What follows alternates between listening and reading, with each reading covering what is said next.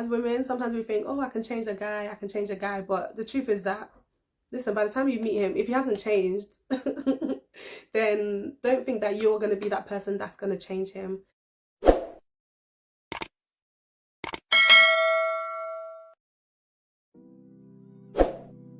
Hi guys, welcome back to my channel. Thank you so much for tuning in. If you're new here, you are welcome, and if you are a returning subscriber, then you are welcome back to the channel. And in today's video, we're going to be having some cis talk. So if you've been following me for a while now, you will know that on my channel there is a segment called Cis Talk, and it's pretty much a time where as cis to cis we come and we have conversations about certain things that are relevant to us as females. So I've done a video in the past where I spoke about us knowing our worth as females and it really being rooted in the right foundation. And in today's video, I'm going to be speaking about a very, very important topic, which is not all that glitters is gold. Yes. And I know that you guys can probably see where I'm going.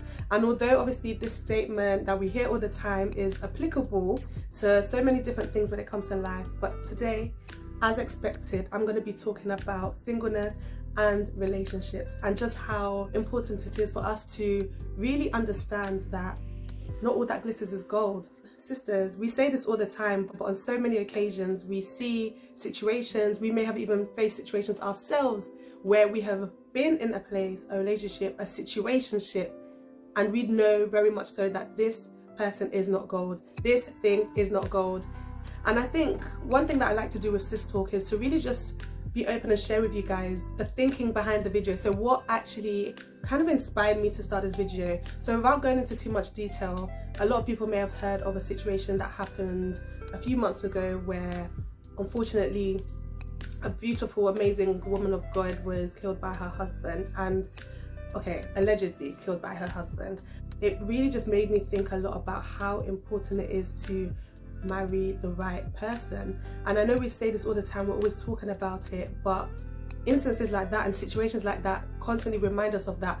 So I think a few things that I picked up from that situation, and just the fact that, yeah, it's so key to know who you are getting married to, is number one, from what was said, from things that I've read upon, is that it all kind of happened in a haste. So there was, I guess, a short period where she didn't really get to know the guy well enough before they actually went into the marriage. So there wasn't even really the dating and courtship stage.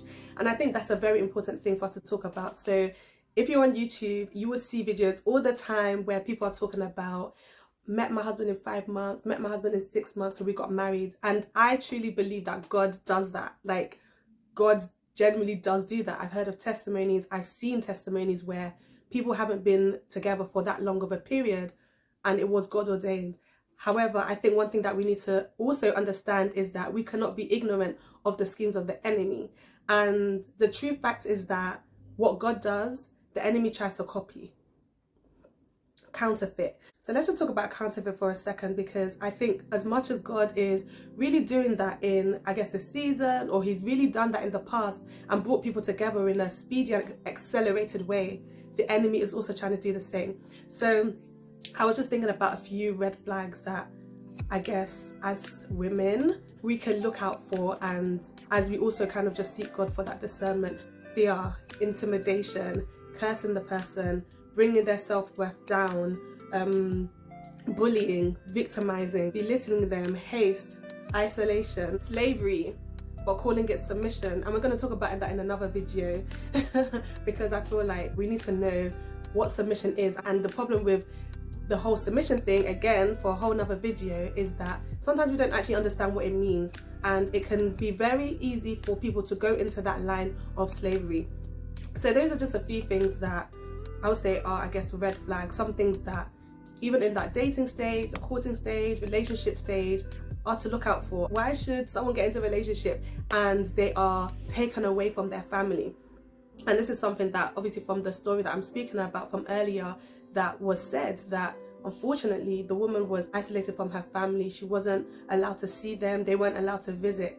And that's just such a major red flag. And I know that obviously some of these things might not be picked up until marriage, but the truth is that some of these things are picked up even during that dating and courtship stage.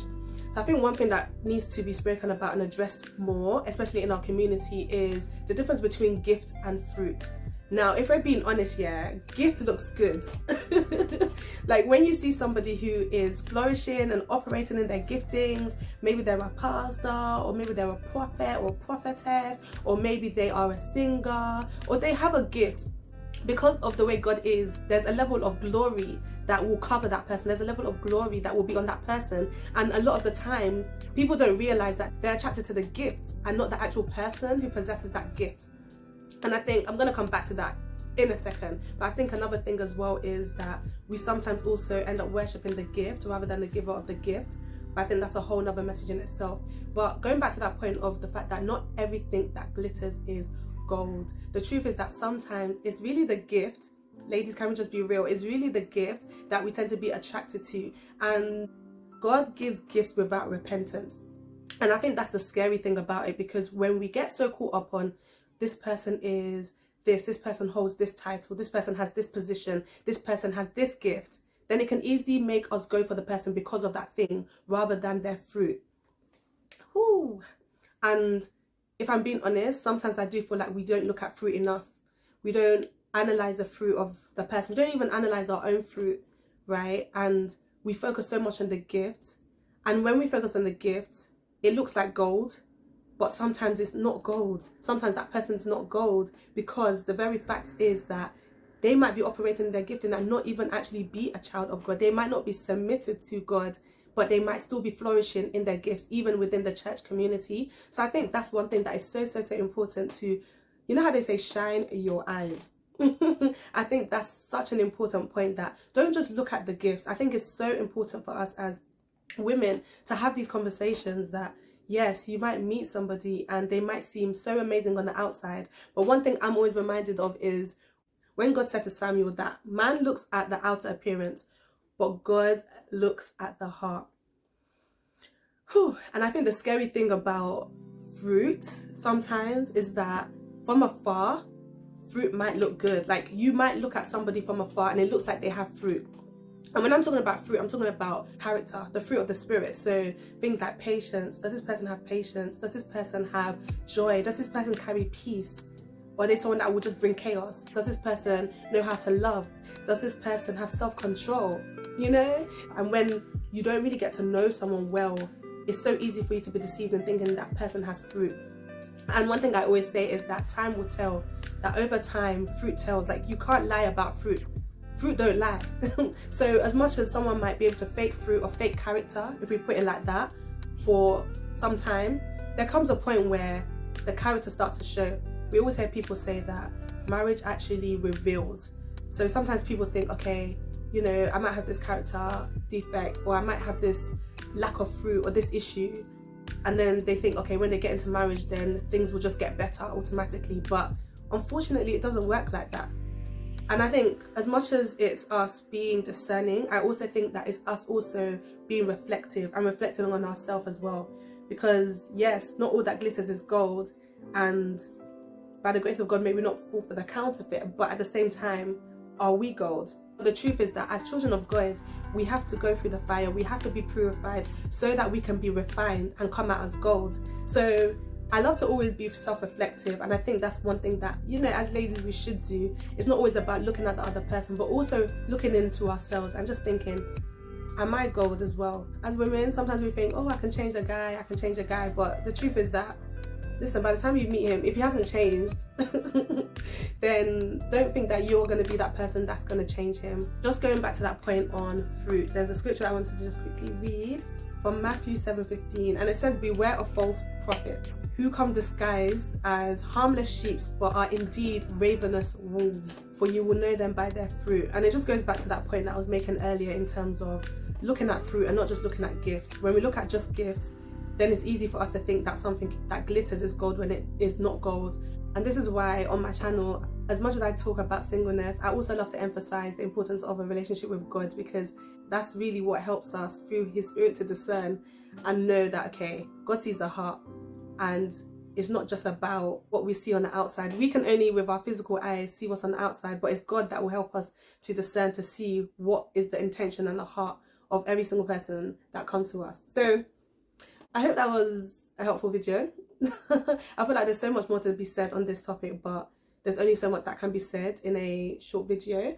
But I hope it's blessed whoever needs to hear this. And do make sure that you like, share and subscribe, and also comment below on the things that really stuck out to you when it came to this video. I look forward to seeing you guys in my next video. Until then, peace out and God bless.